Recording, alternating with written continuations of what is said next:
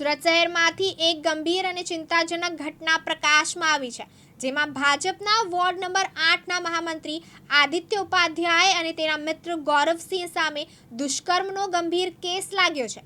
બંને સામે એક યુવતી સાથે દુષ્કર્મ આચરવાનો ગુનો નોંધાયો છે, જેના આધારે સુરત પોલીસે ઝડપથી કાર્યવાહી કરતા બંને આરોપીઓને ધરપકડ કરી કાયદેસરની કાર્યવાહી શરૂ કરી છે.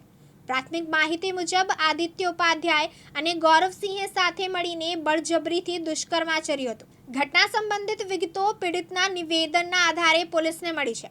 પોલીસ દ્વારા આ મામલે ગુનો નોંધવામાં આવ્યો છે અને ગંભીર આરોપોની શોધખોળ શરૂ કરતા બંને આરોપીઓને ઝડપી લેવામાં આવ્યા છે. પોલીસે આરોપીઓ સામે આઈપીસીની સંબંધિત કલમો હેઠળ કેસ દાખલ કર્યો છે અને વધુ પૂછપરછ શરૂ કરી છે.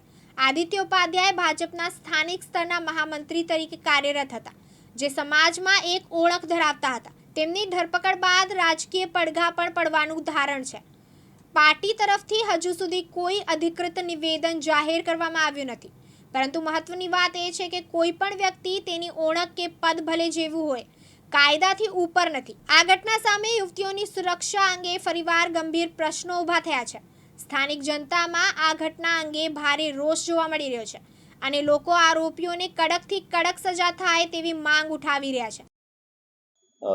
ગઈકાલે રાત્રે જહાંગીરપુરા પોલીસ સ્ટેશનમાં એક બળાત્કાર સંબંધી રજૂઆત મળેલ, જે અનુસંધાને ગુનો દાખલ કરવામાં આવેલો છે, જેમાં આરોપી તરીકે ભોગ બનનાર દ્વારા બે આરોપી હોવાનું જણાતા એ મુજબ ગેંગ રેપની જે કલમ છે એ કલમનો ઉમેરો કરવામાં આવેલો છે. સદર બનાવમાં વિગત એવી છે કે જે આ ભોગ બનનાર છે એના બે પરિચિત મિત્રો છે અને એની સાથે એ ફરવા ગયેલી હતી અને ત્યાં એના કહેવા મુજબ એને નશાકારક પીણું આપી અને ભાનમાં નથી એ દરમિયાન એનો હોટલમાં સાથે લઈ જઈ અને વારાફરતી એના પર બળાત્કાર કરેલો છે એવી રજૂઆત મળેલી છે. એ સંબંધે ફરિયાદ નોંધવામાં આવેલી છે અને ગુનાના કામે જે બે નામ એને જણાવેલા છે એ બે આરોપીઓની હાલમાં અટકાયત કરવામાં આવેલી છે.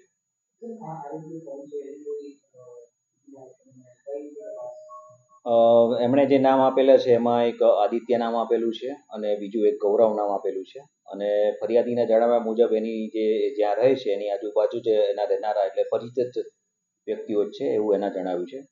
એ બે વ્યક્તિની હાલમાં અટકાયત કરવામાં આવેલી છે અને ભોગ બનનારે જે વિગત જણાવેલી છે એ મુજબ આગળની તપાસની કાર્યવાહી ચાલુમાં છે. યાસીન દારા, દિવ્યાંગ ન્યૂઝ, સુરત.